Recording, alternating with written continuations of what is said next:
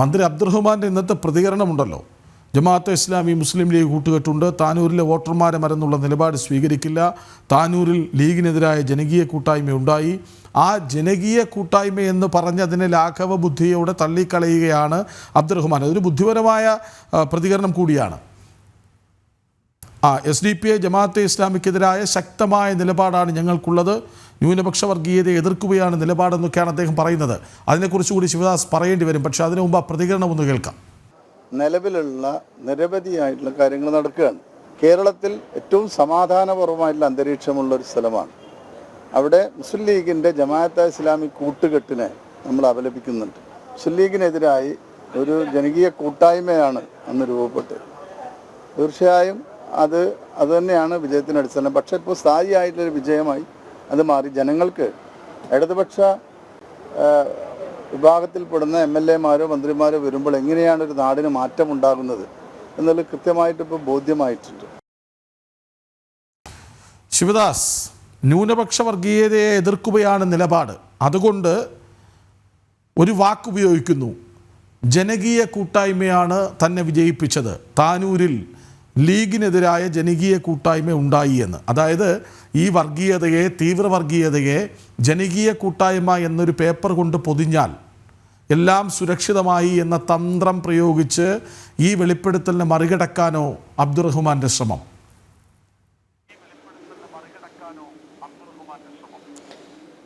തീർച്ചയായും നമുക്ക് അദ്ദേഹത്തിൻ്റെ വാക്കുകളിൽ നിന്ന് തന്നെ അത് വായിച്ചെടുക്കാൻ കഴിയും. കാരണം ഒരു ജനകീയ കൂട്ടായ്മയാണ് താനൂരിൽ ഉണ്ടായത്, അതിൻ്റെ അടിസ്ഥാനത്തിലാണ് താനൂരിൽ വിജയിച്ചത് എന്ന് അദ്ദേഹം പറയുന്നു. അതായത് മുസ്ലിം ലീഗിനെതിരെ ഉള്ള ഒരു ജനവികാരം താനൂരിൽ ഉണ്ടായിരുന്നു, അത് ഒരു ജനവികാരമായി എന്ന് അദ്ദേഹം പറയുമ്പോൾ അദ്ദേഹം പറയാതെ പറയുകയാണ്. കൃത്യമായി തന്നെ മറ്റ് ഇത്തരത്തിലുള്ള മത മൗലികവാദ സംഘടനകളുടെ വോട്ട് അദ്ദേഹത്തിന് ലഭിച്ചിട്ടുണ്ട് എന്നത് വളരെ വ്യക്തമാണ്. പക്ഷേ അത് കൃത്യമായി അദ്ദേഹം പറയുന്നില്ല, പ്രത്യക്ഷമായി തന്നെ അദ്ദേഹം പറയുന്നില്ല. ജനകീയ കൂട്ടായ്മ എന്ന് പറഞ്ഞു ഇത്തരം വിഷയങ്ങളെ ലഘൂകരിക്കുകയാണ് അദ്ദേഹം ചെയ്യുന്നത്. അതായത് ഈ ജനകീയ കൂട്ടായ്മയിൽ ഇത്തരത്തിലുള്ള എല്ലാ സംഘടനകളുടെയും വോട്ട് ലഭിച്ചിട്ടുണ്ട് ആ സമയങ്ങളിലെല്ലാം തന്നെ. കാരണം മുസ്ലിം ലീഗിന് സ്വാധീനമുള്ള ശക്തിയുള്ള ഒരു മേഖലയാണ് താനൂര്. അതോടൊപ്പം തന്നെ മലപ്പുറം ജില്ല അത്തരത്തിൽ മുസ്ലിം ലീഗിന് സ്വാധീനമുള്ള മേഖലയാണ് താനൂരിൽ. മുൻപെല്ലാം തന്നെ മുസ്ലിം ലീഗിൻ്റെ ജനപ്രതിനിധികളാണ് കൂടുതൽ സമയവും ഉണ്ടായിരിക്കുന്നത്.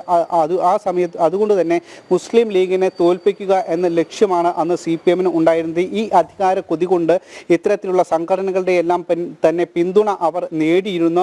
പ്രത്യേകിച്ച് SDPI, അതോടൊപ്പം തന്നെ ജമാഅത്തെ ഇസ്ലാമി, PDP അടക്കമുള്ള മതമൗലികവാദ സംഘടനകളുടെ പിന്തുണ കൃത്യമായി തന്നെ അവർ നേടിയിരുന്നു. ഇത് പലപ്പോഴും രഹസ്യമായാണ്, പരസ്യമായി വേദികളിൽ ഇതിനെ എതിർക്കുന്നു എന്ന് പറയുമ്പോഴും അധികാര രാഷ്ട്രീയത്തിലേക്ക് എത്തുമ്പോൾ അല്ലെങ്കിൽ ഒരു തിരഞ്ഞെടുപ്പ് സമയത്ത് കൃത്യമായി തന്നെ ഇത്തരം സംഘടനകളുടെ വോട്ട് സ്വീകരിക്കാൻ വേണ്ടി അല്ലെങ്കിൽ ആ രീതിയിൽ അവരുടെ നേതാക്കളുമായി എല്ലാം തന്നെ ചർച്ച ചെയ്തുകൊണ്ട് പരോക്ഷമായി അത്തരത്തിൽ രഹസ്യമായി തന്നെ ചർച്ചകൾ നടത്തിക്കൊണ്ട് തന്നെ ഇത്തരത്തിലുള്ള സംഘടനകളുടെ വോട്ട് കൃത്യമായി തന്നെ അവർ സ്വീകരിച്ചിരുന്നു. അതുകൊണ്ടാണ് ഇപ്പോൾ V. അബ്ദുറഹ്മാൻ പോലും ഈ വിഷയം ചോദിക്കുമ്പോൾ, മാധ്യമപ്രവർത്തകർ ഈ വിഷയം ചോദിക്കുമ്പോൾ കൃത്യമായൊരു മറുപടി ഇല്ലാത്തത്, അല്ലെങ്കിൽ ഒഴിവ് ഈ വിഷയത്തിൽ അദ്ദേഹം ഒഴിഞ്ഞു മാറുന്നതും ഇത്തരത്തിലുള്ള ഒരു മറുപടി, അതായത് ജനകീയ കൂട്ടായ്മയിലൂടെയാണ് ജയിച്ചത് എന്ന് പറയുന്നു. അതായത് ഇത് ഒരു ഒഴിഞ്ഞു മാറൽ കൂടിയാണ്.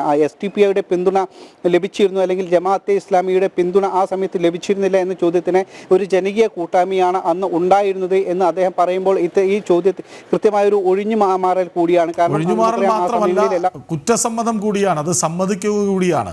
ഇനിയും എന്തെങ്കിലും മാറ്റി പറഞ്ഞാൽ SDPI കൂടുതൽ തെളിവുകൾ പുറത്തുവിട്ടാലോ എന്ന പേടി ഒളിച്ചിരിപ്പുണ്ട് ആ പ്രതികരണത്തിന് പിന്നിൽ, ജനകീയ കൂട്ടായ്മ എന്ന വാക്കിന് പിന്നിൽ.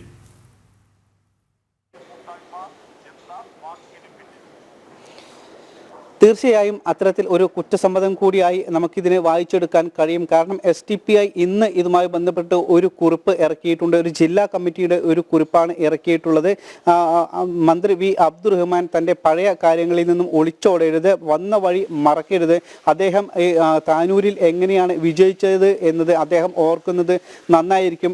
ഇനിയും തിരഞ്ഞെടുപ്പുകൾ വരാനുണ്ട്, ഇക്കാര്യങ്ങളെല്ലാം തന്നെ അദ്ദേഹം ഓർക്കുന്നത് നന്നായിരിക്കും എന്ന് അദ്ദേഹം ഈ SDPI ഒരു ജില്ലാ കമ്മിറ്റി ജില്ലാ സെക്രട്ടേറിയറ്റ് ഒരു കുറിപ്പ് ഇറക്കിയിരുന്നു. ഇതിൻ്റെ പശ്ചാത്തലത്തിൽ ആണ് അദ്ദേഹം അതിനുശേഷം മാധ്യമങ്ങളെ കണ്ടിരുന്നു. മാധ്യമങ്ങൾ ഇതുമായി ബന്ധപ്പെട്ടുള്ള ചോദ്യങ്ങൾ ചോദിച്ചിരുന്നു. നമ്മൾ അദ്ദേഹത്തോട് ചോദ്യങ്ങൾ ചോദിച്ചപ്പോൾ ഞാൻ നേരത്തെ പറഞ്ഞതുപോലെ അദ്ദേഹം കൃത്യമായി തന്നെ അതിൽ നിന്നും ഒഴിഞ്ഞു മാറുകയാണ്. കൃത്യമായ ഒരു മറുപടി, നേരിട്ടുള്ള ഒരു മറുപടി അദ്ദേഹം നൽകിയിട്ടില്ല.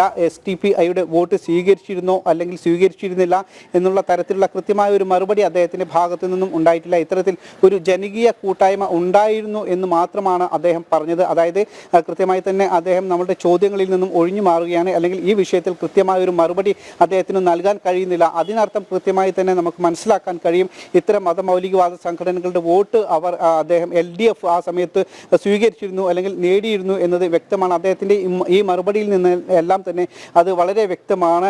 പിന്നീട് അദ്ദേഹം ഇക്കാര്യങ്ങൾ മാത്രം പറഞ്ഞ് പെട്ടെന്ന് തന്നെ അദ്ദേഹം എഴുന്നേറ്റ് പോവുകയാണ് ഉണ്ടായത്. കൃഷ്ണരാജ്, ശരി, താനൂരിൽ എങ്ങനെയാണ് നിങ്ങൾ ജയിച്ചതെന്ന് മറക്കരുത്, ഓർമ്മ വേണം എന്ന് SDPI പറയുന്നു. ഞങ്ങൾ താനൂരിൽ അബ്ദുറഹ്മാനെ വിജയിപ്പിച്ചത് SDPI വോട്ട് കൊണ്ടാണെന്ന വെളിപ്പെടുത്തൽ വരുന്നു. അതിനെ പ്രതിരോധിക്കാൻ മന്ത്രി ശ്രമിച്ചത് ലീഗിനെതിരെ ജനകീയ കൂട്ടായ്മയുണ്ടായി, ആ വോട്ടിലാണ് താൻ ജയിച്ചത് എന്നാണ്. വിവരങ്ങൾ നൽകുകയായിരുന്നു ശിവദാസ് കന്മനം.